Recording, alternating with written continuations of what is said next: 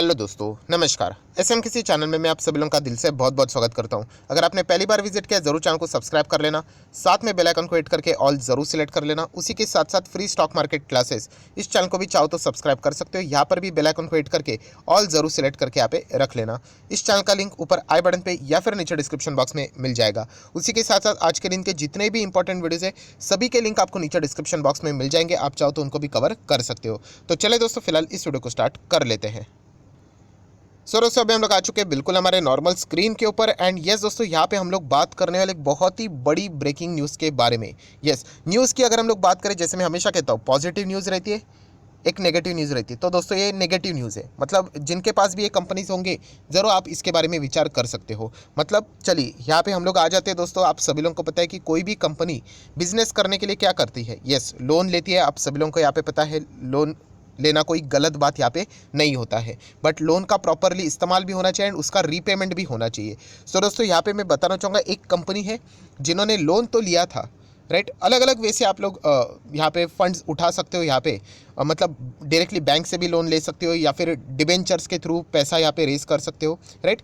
सो यहाँ पे क्या हो गया कि अगर पैसा आप अगर नहीं देते हो तो वो इमीडिएटली एनपीए नहीं होता है। पर यहाँ पे हम लोग कह सकते हैं कुछ टाइम हो जाने के बाद, अगर हम लोग बात करें 90 दिन का टाइम लैप्स हो जाने के बाद फिर भी अगर आप पैसा नहीं दे रहे हो तो हम लोग कह सकते हैं उसको हम लोग क्या घोषित कर देते, एनपीए घोषित कर देते। और दोस्तों ऐसा ही हुआ है। एक ऐसी कंपनी जहाँ पे हम लोग कह सकते हैं कुछ टाइम तक इसको भी न्यूज़ चैनल में बहुत ज़्यादा दिखाया गया था कि यहाँ पे इस कंपनी की अगर मैं बात करूँ दोस्तों, क्यों दिखाया गया था वो भी मैं बताऊँगा, उसके पीछे का रीज़न क्या है। सो इस कंपनी ने लोन लिया था एंड वो लोन अभी टाइम जो था वो ख़त्म हो चुका है। एंड यहाँ पे क्या होना पड़ेगा, उनको एनपीए घोषित करना पड़ेगा। दोस्तों अभी एनपीए घोषित होगा। देखिए इसमें दो नेगेटिव न्यूज़ है। जिस कंपनी ने लोन लिया वो प्रॉपरली टाइम हो गया, नहीं दे पा रहा है, उसके लिए बैड न्यूज़। प्लस जिस बैंक ने इनको लोन दिया उनका भी पैसा अभी मतलब हम कह सकते हैं अटक गया। एंड उनको क्या करना पड़ेगा, उनको प्रोविजनिंग करना पड़ेगा। दोस्तों अगर बैंकिंग के हिसाब से अगर हम लोग बात करें, रूल्स के हिसाब से बात करें, जब कोई भी एनपीए अकाउंट बन जाता है तो उसके बाद आपको प्रोविजनिंग करना पड़ता है। एंड मिनिमम प्रोविजनिंग होता है दोस्तों 15% का मिनिमम। उसके बाद और टाइम एक्सटेंड हो जाएगा, फिर देखेंगे कि और टाइम हो गया, मतलब पैसा देना था 90 दिन हो गया, 90 दिन के बाद पैसा नहीं है तो 15% कर दो प्रोविजनिंग, रफली बोलना चाहूँगा। फिर चेक करेंगे लगभग 100, 150, 180 दिन हो गया, अभी भी पैसा नहीं है, फिर और पैसा क्या करना पड़ेगा, और प्रोविजनिंग करना पड़ेगा। एंड ये प्रोविजनिंग करते करते क्या हो जाता है, हमारा प्रॉफिट घट जाता है, हमारी बैलेंस शीट खराब हो जाती है, हमारा पीएनएल खराब हो जाता है। और यही चीज़ आने वाले समय में इन बैंक्स के क्वार्टर के नंबर्स में भी आप लोगों को शायद से देखने को मिल सकते हैं। इस क्वार्टर नहीं तो आने वाले नेक्स्ट क्वार्टर में ज़रूर देखने को यहाँ पे मिलेगा ही मिलेगा। तो ये कौन सी कंपनी, तो दोस्तों इस कंपनी का नाम है बजाज हिंदुस्तान। यस दोस्तों, बजाज हिंदुस्तान शुगर लिमिटेड, ये वो कंपनी है जिसको न्यूज़ चैनल में भी बहुत ज़्यादा कवर किया जाता है। एंड इस कंपनी ने दोस्तों यहाँ पे डिफ़ॉल्ट फाइनली कर दिया है। अगर आप इस कंपनी का यहाँ पे बैलेंस शीट भी चेक करोगे तो आप चेक कर सकते हैं। देखिए मैंने सारी चीज़ें आप लोगों को सिखा कर रखी हुई है। बैलेंस शीट में देखोगे रिजर्व्स 3200 करोड़, फिर उसके बाद चलिए ठीक है 3200 करोड़ थे, फिर थोड़ा सा कम हो गया, ठीक है इतना सा कम हो गया, इसका अर्थ ये नहीं कि कंपनी खराब हो गई करके, बट 3200 से 3000 करोड़ के नीचे गया। फिर आप देख सकते हैं 2900 से 2680 करोड़। सो ऐसा करते करते अगर आप देखोगे तो कंपनी के जो रिजर्व्स है वो थोड़ा सा हम लोग को कैसे देखने को मिल रहा है, प्रॉपरली देखने को नहीं मिल रही यहाँ पे, ठीक है चलिए कोई बात नहीं। देन बात करेंगे दोस्तों कर्जा। यहाँ पे कंपनी कर्जा कम ही कर रही थी, बट देखा गया तो कंपनी के पास इतना ज़्यादा पैसा नहीं आ रहा है कि वो इतने बड़े कर्जे को यहाँ पे प्रॉपरली टाइमली दे पाए, राइट। ठीक है कंपनी कर्जा तो दे रही, देखिए 5000 करोड़ के ऊपर का कर्जा था वो कम कर दिया, 4800 हो गया, इसको भी कम कर दिया 4200। बट 4200 इतना बड़ा कर्जा पे करने के लिए आपके पास पैसा तो होना चाहिए। पैसा मतलब आपका बिजनेस तो स्ट्रांग रहना चाहिए। एंड वो बिजनेस स्ट्रांग रहेगा तब जाके आपको प्रॉफिट होगा, तब जाके आप धीमे धीमे करके क्या करोगे, कर्जा चुकाओगे। अगर कंपनी इतना ही अच्छा बिजनेस कर रही थी तो फिर कंपनी ने पेमेंट क्यों नहीं किया।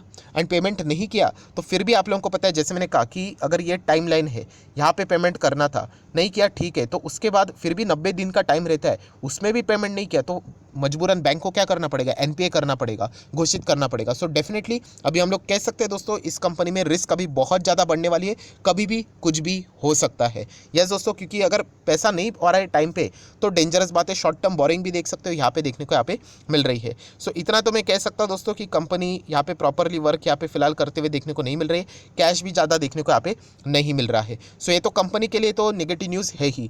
प्लस ये कंपनी की बात करें दोस्तों तो आप देख सकते हो 1500 करोड़ का मार्केट कैप है, इतना कुछ खास परफॉर्मेंस नहीं है। Return on capital employed, equity वाले तो रो रहे हैं, आप देख सकते हो जिन्होंने भी इनको पैसा दिया था उनके रिटर्न्स माइनस में। इक्विटी की बात करें तो उनके भी रिटर्न्स माइनस में ही रहेंगे। क्या कहाँ से पैसा आएगा, कहाँ से रिटर्न्स जनरेट होगी जब कंपनी इस तरीके का परफॉर्मेंस देगा। एंड अगर आप कंपनी का पीएनएल भी देखोगे, ये चीज़ें क्यों इंपॉर्टेंट है जो मैं बार बार बताता हूँ, आप चेक कर सकते हो। ये देखिए लॉस लॉस लॉस लॉस, और ये लॉस इतना बढ़ चुका है यहाँ पे, राइट, कि कंपनी को प्रॉफिट यहाँ पे नहीं हो रहा है। पॉइंट नोट कर लीजिए दोस्तों, यहाँ पे कंपनी एक्चुअल में बिजनेस कर रही है। जहाँ पे आप सेल्स देख सकते हो 6000, थोड़ा सा 6600 फ्लैट परफॉर्मेंस चल रहा है, 5500 प्रॉफिट हो रहा है। कितना हो रहा है, 200 करोड़, 400, 100, 170, 150। इससे क्या होने वाला है, इससे तो ज़्यादा कंपनी का इंटरेस्ट है। इंटरेस्ट देखिए, प्रॉफिट कितना हो रहा है, 100, 200 का। ये देखिए मैं थोड़ा सा नोट करवा देता हूँ, ये देखिए ये वाला प्रॉफिट है, और इंटरेस्ट देखिए लोन का, समझ में आ रहा है। तो कोई तालमेल ही नहीं है दोस्तों, इंटरेस्ट 200, 300 एंड प्रॉफिट हो रहा है 100, 150। तो कहाँ से पैसा ये लौटाएंगे, तो आज नहीं तो कल ये होना ही था। तो ये पैरामीटर्स हमें बताते हैं, जो मैं क्यों रिपीट करता हूँ, ये सारी चीज़ें आप लोगों ने देखना आना चाहिए। लोन लेना गलत बात नहीं है, लोन यहाँ पे अगर आप प्रॉपरली टाइम पे नहीं दे रहे हो वो गलत बात है। एंड प्रॉपरली टाइम पे क्यों नहीं दे पा रहे हो, आपका बिजनेस ही नहीं हो रहा है। तो अल्टीमेटली इस लेवल पे ये कंपनी आज नहीं तो कल जाने वाली थी। एंड ये तो और भी मतलब बोलते ना, बैड टू वर्स्ट सिचुएशन में ये कंपनी जाते हुए देखने को मिल रही है। सबसे खास ये कंपनी क्यों हाईलाइट हुई थी, तो दोस्तों इसके पीछे का रीज़न है प्रमोटर होल्डिंग। 15% से प्रमोटर होल्डिंग 25% के आसपास हुई थी। तो इसके चलते ये कंपनी बहुत ज़्यादा फोकस यहाँ पे हुई थी। प्लस एफआईएस की भी होल्डिंग थोड़ा बहुत बढ़ा था, इतना नहीं, 0.44, 0.75, 0.94, और 1.20। तो ये तो बहुत अच्छी बात है। सो ये एक कुछ ऐसी बात है दोस्तों। एंड इसके चलते अगर आप देखोगे पब्लिक ने भी क्या कर दिया, थोड़ा बहुत खरीद लिया, 46 से 52 हो गए। तो इसलिए कहता हूँ दोस्तों, ये सिर्फ एक पैरामीटर नहीं होना चाहिए कि प्रमोटर होल्डिंग बढ़ गया, एफआईएस भी बढ़ गया तो चलिए ब्लाइंडली जंप कर लेते, बिल्कुल भी नहीं। मेरा हमेशा एक स्टेटमेंट हमेशा याद रखना, चाहे दुनिया भर की कोई भी पॉजिटिव चीज़ें देखे, एक चीज़ जाके देखना होता है कि बॉस बिजनेस कैसा चल रहा है।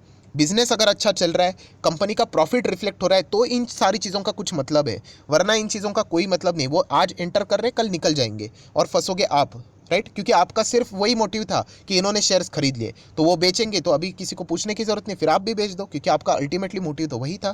तो इसलिए कहना चाहूँगा, बिजनेस सब कुछ है, और बिजनेस अगर इतना ही अच्छा होता है इनका, तो कंपनी इतने घाटे में नहीं चलती। सो इतना ही कहना चाहूँगा दोस्तों, ये कंपनी खुद इतना कुछ खास नहीं कर रही है।